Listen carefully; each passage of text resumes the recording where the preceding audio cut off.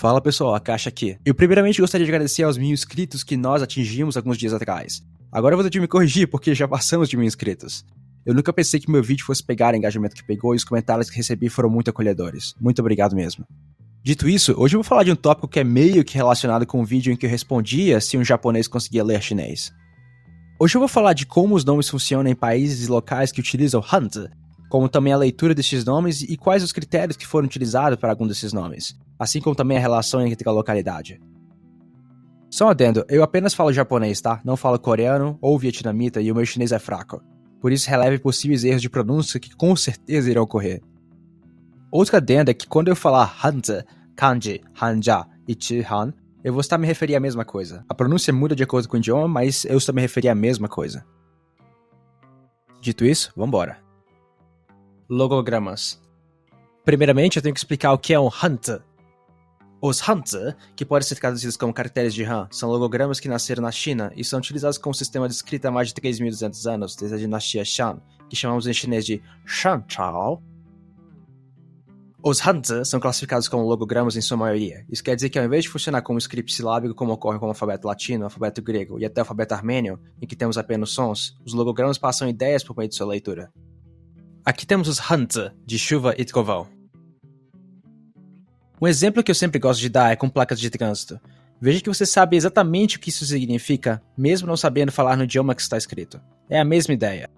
Alguns Hanzi se assemelham no que eles foram inicialmente baseados. Chamamos eles de Xiangxingzi, pictogramas. Eles fazem parte de só aproximadamente 5% dos caracteres chineses. Nós conseguimos encontrar principalmente naquelas palavras mais ligadas à natureza. Aqui temos fogo, água, árvore e montanha. Percebe que eles se assemelham com a ideia que eles querem passar? Bom, esse é o ponto.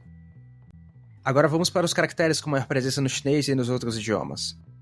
Estes compõem a maioria dos caracteres chineses e caem na categoria de Xinshangzi, mais precisamente entre 80% a 90%, que são caracteres fonossemânticos. Um caractere fonossemântico significa que ele possui componentes de sons e significados, mas não necessariamente se assemelha à ideia que ele quer passar, como vimos anteriormente. Em chinês temos as palavras encarar e rio. Lemos este aqui como tong, e este aqui lemos como he. Aqui nós temos a leitura do caractere e aqui nós temos uma indicação do significado dele. O componente que atribui o significado nós chamamos de radical, e ele geralmente aparece na esquerda, mas ele também pode aparecer ao redor ou em cima. Para o componente sonoro, ele também pode mudar de posição, estando embaixo ou dentro. Agora eu vou dar um exemplo de componente sonoro. Tom, tom, tom. Apesar de o tom mudar aqui, a sílaba é a mesma. Isso ocorre por conta do componente sonoro, tom, que significa subir. Mas o que importa aqui é o seu som. Ele se mantém por conta do caractere. Agora observe o que temos com as seguintes palavras. Hai, po, lei, xi. Neste caso não temos a mesma leitura, mas temos o significado. Perceba que aqui temos o radical que remete à água. Todas as palavras aqui são relacionadas à água. Temos a indicação do significado. Alguns caracteres foram simplificados para assumir esta função, como é o caso da água. Eu só estou explicando isso porque este princípio de associação à sílaba e associação ao significado será utilizado mais para frente pelos outros idiomas. O terceiro e último tipo de caractere que eu gostaria de falar sobre é o huizi. Eles são caracteres compostos em que podemos ter a junção de 2 ou mais ideogramas. Um exemplo simples é in, que significa som. Perceba que ele é composto pelo caractere que significa dia e pelo outro que significa levantar. Mas como eu disse, podem ser 2 ou mais caracteres. Podemos achar o caractere de som an, que significa trevas. Aqui temos a adição do caractere man, que significa portão. Alguns caracteres irão mudar de país para país. Teremos inclusive nomes ainda neste vídeo que irão ser escritos de uma forma diferente. Por isso é importante saber. Esses são os principais grupos de caracteres que temos que levar em conta. Não são todos os tipos, claro, mas para falarmos de nomes, acredito que sejam os principais. Sinosfera. Agora eu preciso falar do que é a sinosfera. Chamamos de sinosfera, pelo menos em linguística, os países e territórios que entraram sob a influência da China. Os 4 principais para este vídeo são o Japão, Coreia do Sul, Coreia do Norte, que na época de interação com a China era um país só, e Vietnã. E um território especial que é Singapura, que foi influenciado só mais recentemente. Por isso, no caso de Singapura, ele não estará incluído quando falar da sinosfera de maneira geral. Quando tiver necessidade, eu menciono ele. Dito isso, a China influenciou cada um destes territórios tanto politicamente quanto linguisticamente por muito tempo. O mais importante é que os Hanzi foram juntos e se tornaram parte da cultura desses povos, ao ponto que todos eles começaram a utilizá-los como forma de escrita oficial por muito tempo. E quando eu falo muito tempo, é muito tempo mesmo. Atualmente as coisas são diferentes. O Japão criou hiragana e katakana para se adequar ao seu sistema fonético e continua a utilizar o kanji, como o hanzi é chamado em japonês, até hoje. Foi um dos únicos que não abandonou o sistema de escrita e utiliza no dia a dia como parte do idioma. Até mais recentemente, as duas Coreias praticamente abandonaram a utilização de hanja, que é o hanzi falado em coreano. Os coreanos utilizam o script denominado Hangul na Coreia do Sul e Choseongul na Coreia do Norte, que assim como os canais do Japão foram criados para se adequar à pronúncia coreana. Um ponto é que nós podemos encontrar ainda na Coreia do Sul a utilização de hanja para os nomes. O Vietnã, devido à influência francesa, teve acesso ao alfabeto latino. Um jesuíta português chamado Francisco de Pina criou um alfabeto latino adaptado para a pronúncia vietnamita, e tempos depois, durante a ocupação francesa, o alfabeto começou a ser utilizado extensivamente e suprimiu o uso de Chữ Han, como Hanzi é falado em vietnamita. Eu tenho que mencionar que essas adaptações fazem sentido, tá? Elas têm uma justificativa plausível para isso. O chinês, o coreano, o japonês e o vietnamita pertencem a famílias linguísticas completamente diferentes. O japonês é membro da família japônica, o coreano é membro da família coreânica, o vietnamita é membro da família austroasiática, e o chinês é membro da família sino-tibetana. Isso é importante mencionar porque famílias diferentes geralmente não compartilham as maiores de suas características linguísticas quando nos referimos à morfologia, sintaxe e fonologia. Como eles não compartilhavam semelhanças, eles foram meio que obrigados a adaptar ou simplesmente extinguir o uso de hanzi para que pudesse ter uma forma de escrita que fosse compatível com seus idiomas. Nomes. Agora vamos para o tópico principal deste vídeo, os nomes. Na China, os nomes possuem uma associação de sílaba com hanzi em específico, denotando também o significado como víamos antes. Isso funciona para o primeiro e último nome. Vou utilizar uma pessoa bem famosa como exemplo. Jet Li. O nome real dele é Li Lianjie. O nome dele é escrito com os seguintes caracteres. Li, que significa ameixa, e é o último nome dele. O último nome em chinês aparece no começo, enquanto o primeiro nome aparece no final. Lian, que significa conectar ou juntar, e Jie, que significa herói ou proeminente. Viu que funciona exatamente como vimos antes, né? Vamos aplicar esta mesma lógica para o coreano, japonês e vietnamita. Um ponto importante é que, apesar de as Coreias e Vietnã não utilizarem hanzi atualmente, eles ainda são locais que carregam a grande influência chinesa. Ainda é possível utilizar hanzi para escrever os nomes das pessoas, com exceção da Coreia do Norte, que enfatizou apenas o uso de Choseongul, não tendo mais este hábito de utilizar hanja. Na Coreia do Sul, em específico, os nomes coreanos são escritos em hanja, até mesmo em documentos oficiais. E isso é útil para diferenciar os nomes, já que o coreano é um idioma com um grande número de homófonos. Homófonos são palavras que são pronunciadas de um jeito, mas significam coisas diferentes. Exemplo, barata e barato em português. Um é um adjetivo na forma feminina e o outro é um substantivo, no entanto, soam o mesmo. Um adendo é que nem todo nome coreano possui um equivalente em hanja. Na verdade, vou além. Nem toda palavra em coreano possui um equivalente em hanja. Palavras de origem coreana não possuem hanja, por exemplo.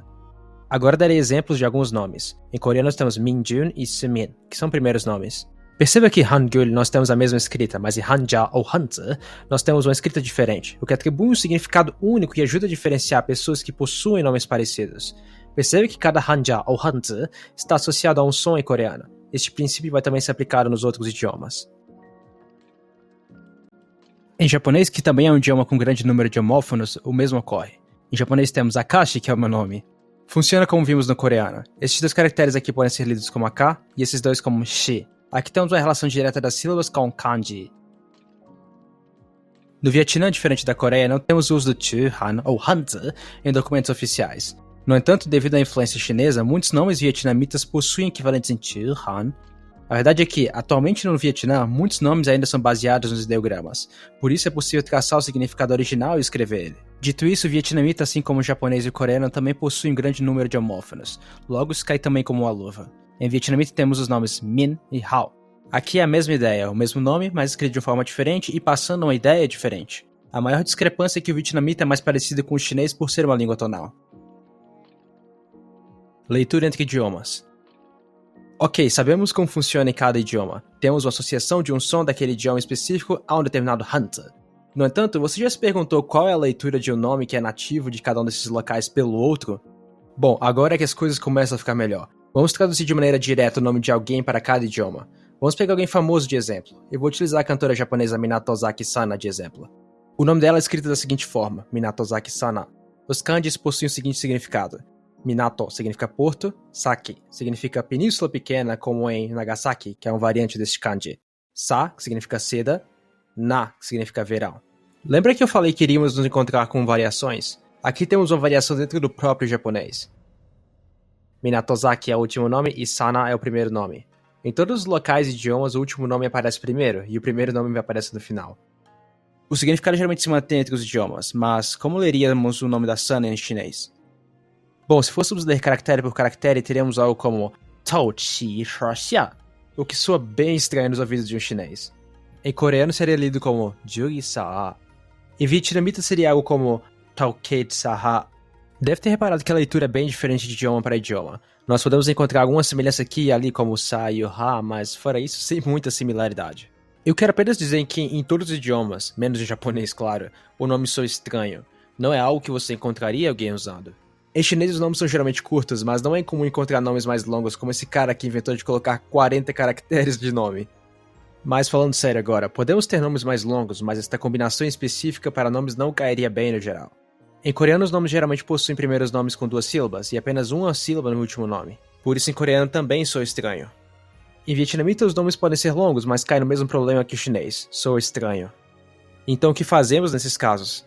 Finalmente chegamos aonde eu queria chegar. Nesses casos, cada idioma faz uma adaptação do nome. Geralmente eles preferem deixar mais próximo da pronúncia do nome original. No caso da Sana, ela é simplesmente chamada de Sana nos 3 idiomas. Inclusive se utiliza a romanização no chinês e no vietnamita. Em coreano temos uma adaptação para a pronúncia, chamamos ela de Minatojaki Sana. No entanto, isso não se repetirá nos outros casos. Agora vamos analisar outros nomes. Vou dar mais um exemplo para vocês saberem. Temos o presidente da China, Xi Jinping. Em Hanzi, temos ele assim. Este caractere significa praticar e estudar, este significa perto e este significa plano e pacífico. Em chinês lemos como Xi Jinping. Em japonês não apenas lemos caracteres com a leitura em japonês, como também adaptamos o Hanzi para um kanji que nós estamos acostumados a ler, isto é, para o equivalente em japonês. Nós temos Shu Kinpei. Mas também não é raro nós vermos nomes chineses escritos com katakana, que se aproxima mais da pronúncia original do nome, ou até com katakana em cima do nome adaptado no japonês, onde temos indicação de como ler. Em coreano nós temos a aproximação de como é pronunciado mesmo. Em coreano nós temos Xi Jinping. Em vietnamita nós temos a pronúncia dos caracteres em vietnamita mesmo. Nós temos o nome dele escrito com a pronúncia em vietnamita. Temos Tap Can Ben. Perceba que neste caso nós temos cada idioma tomando um rumo diferente para adaptar o nome do Xi Jinping, diferente do caso da Sana. Vamos a mais um nome. Vamos agora pegar o nome vietnamita e ver o que temos. Vou utilizar o cara talvez mais conhecido do Vietnã no mundo, Ho Chi Minh. Em Thu Han, nós temos Ho Chi Minh. Em Thu Han, o primeiro caractere significa cantar e aclamar, este significa força de vontade e este significa perspicaz. Em chinês nós falamos os Hanzi mesmo, fica como Ho Chi Minh. A pronúncia é bem parecida neste caso. Já em coreano nós não temos a leitura dos caracteres em si, mas sim uma aproximação do nome original. Temos Ho Chi Minh. Se fôssemos ler o nome pelo Hanja, ficaria como Ho Chi Minh. O japonês pegou o mesmo caminho do coreano, nós temos a adaptação do nome dele para algo mais próximo da pronúncia. Temos Ho Chi Minh. Se fôssemos ler os kanjis com a pronúncia em japonês, teríamos algo como Koshimei. O que soa estranho aos meus ouvidos, pessoalmente falando. Vamos para o próximo nome. Vou utilizar o nome coreano como exemplo agora. Resolvi escolher o nome do Sun Ha-jung, que é um músico fantástico que eu adoro. O nome dele em Hanja é assim, e lemos como Jeong Sun-ha. O primeiro Hanja é o nome de uma dinastia e de uma província, o segundo significa conseguir, e o terceiro nós já vimos antes em chinês, significa rio. Em japonês nós temos uma aproximação da pronúncia original, não a leitura do kanji. Nós chamamos ele de Chong Som-ha. Se fôssemos ler o nome dele em japonês, teríamos algo como Jou Seika. Em chinês não apenas temos a leitura do nome dele, como também temos a alteração do Hanzi, como vimos com a Sana e com Xi Jinping. Em chinês chamamos ele de Zhang Shanghe.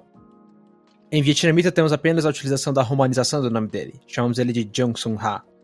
Se fôssemos ler com a pronúncia em vietnamita, teríamos algo como Chang Tang Ha. Aqui tivemos uma aproximação da pronúncia por parte do japonês e do vietnamita. Dito isso, vamos ver mais um nome. Agora eu vou pegar um nome em japonês que entra nesses casos e também é alguém muito famoso, Oda Nobunaga. Em japonês temos Oda Nobunaga. O primeiro kanji significa tecido, o segundo significa campo de arroz, o terceiro significa fé e confiança, e o quarto significa superior e longo. Em chinês temos a leitura do nome dele mesmo, Zhi Tian Xin Chong. Em chinês simplificado nós temos essa variação aqui. Em coreano nós temos a aproximação da pronúncia original, Oda Nobunaga.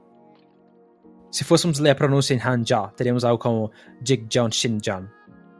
Em vietnamita nós temos apenas a romanização do nome em japonês mesmo, parecido com o coreano. No entanto, eu já vi o nome dele na internet sendo escrito com a pronúncia da leitura em vietnamita.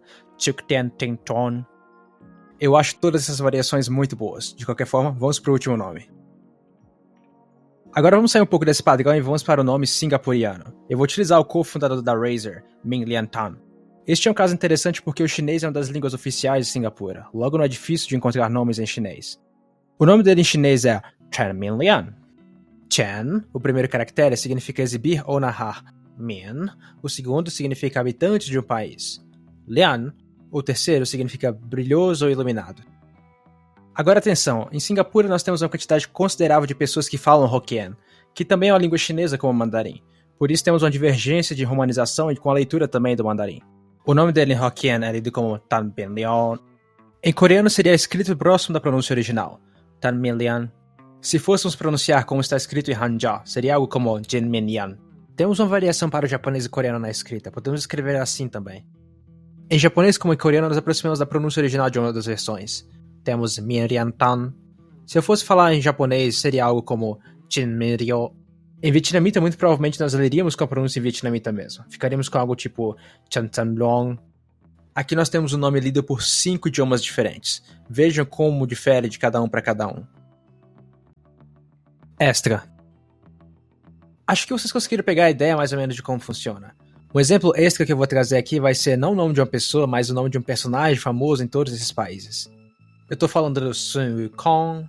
Ele é originalmente chinês e é o protagonista de uma das histórias chinesas mais famosas, que é a Jornada do Rei Macaco. Vamos ver como fica nos outros idiomas. Em japonês nós escrevemos como Son Goku.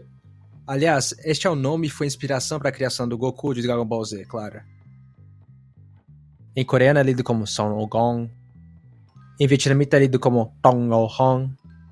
Aqui nós temos um caso em que todos os caracteres são lidos de uma forma parecida em cada idioma. Muito provavelmente isso ocorre por ser uma história muito difundida na Ásia. Encerro. Bom pessoal, esse foi o vídeo. Podemos concluir que a seleção de pronúncia irá variar de nome para nome. Alguns tentaram aproximar da pronúncia do nome original, enquanto outros tentaram ser mais fidedignos à leitura do caractere em seu respectivo idioma. Eu fico lisonjeado com os comentários que venho recebendo. Tive diversos comentários e críticas construtivas que as recebo de braços abertos. Eu queria comemorar 1000 inscritos, mas hoje estou comemorando 4.900 inscritos, quase 5.000. Eu não tenho palavras por todo o apoio e elogios que estou a receber.